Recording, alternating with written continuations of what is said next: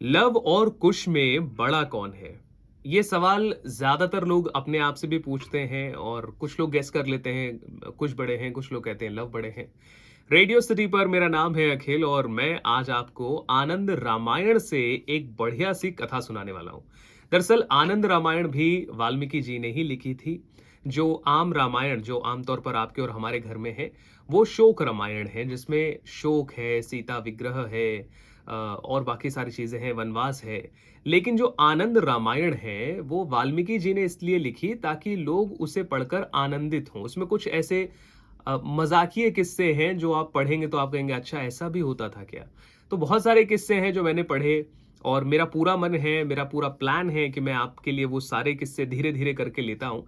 लेकिन अभी जो एक किस्सा मैंने पढ़ा वो शायद आपको नहीं पता होगा। जैसे वाल्मीकि रामायण जो आनंद रामायण है, इसमें एक किस्सा आता है जब ये बताया जाता है कि सीता माता जब वाल्मीकि जी के आश्रम में रहती हैं, ये तो आपको पता है लक्ष्मण जी छोड़कर आते हैं, वाल्मीकि जी के आश्रम में बच्चों का जन्म होता है, तो कुश का जन्म होता है, ठीक है?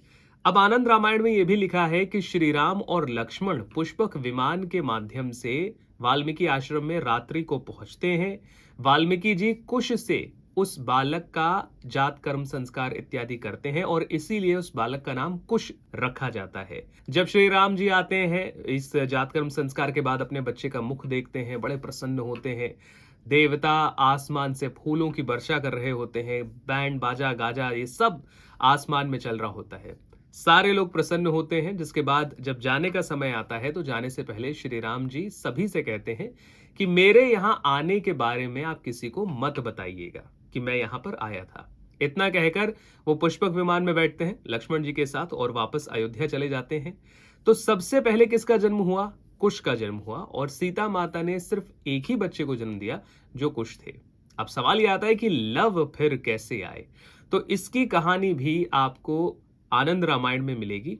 दरअसल होता कुछ ऐसा है कि एक बार सीता माता अपनी एक दासी के साथ स्नान करने के लिए जा रही होती हैं, तो वो वाल्मीकि जी के पास पालने में कुश को लिटा देती हैं और वाल्मीकि जी से कहती हैं कि आप कुश का ध्यान रखिएगा। वो नहाने के लिए जाती हैं।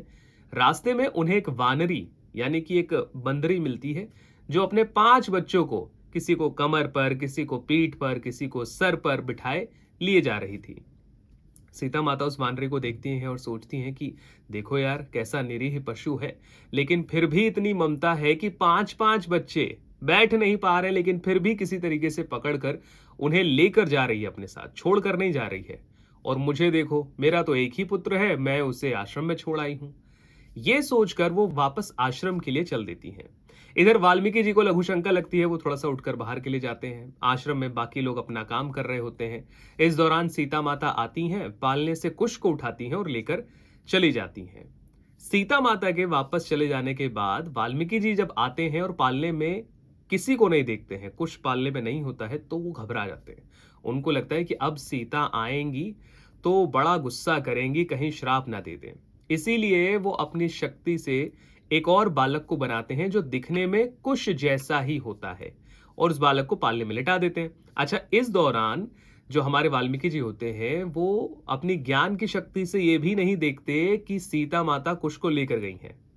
थोड़े समय के बाद स्नान करने के उपरांत सीता माता दासी के साथ वापस आश्रम में आती हैं और जैसे ही पालने में कुश को लिटाने वाली होती हैं वो देखती हैं अरे एक और बालक। वो वाल्मीकि जी से पूछती हैं कि ये बालक किसका है? तब वाल्मीकि जी को समझ में आता है कि सीता माता बीच में आई थी और कुश को वो लेकर चली गई।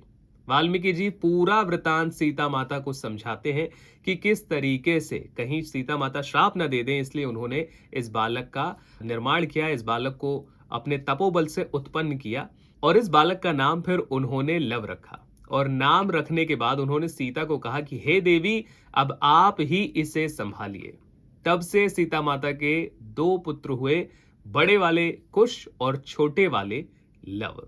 अच्छा, आनंद रामायण में और भी बहुत सारी किस्से, कहानियां, कुछ छोटी कहानियां हैं। जैसे एक कहानी में सीता माता एक भूखी ब्राह्मणी को अपना सारे आभूषण दे देती हैं और वो नगर में कहलवा देती हैं कि अगर कोई भी आभूषणों के रहित दिखेगा, स्त्री स्पेशली, तो वो हमारे यहाँ से यानी कि लक्ष्मण महाराज के पास से आकर आभूषण ले ले। अयोध्या में कोई ऐसी स्त्री नहीं होनी चाहिए जिसके पास आभूषण ना हो।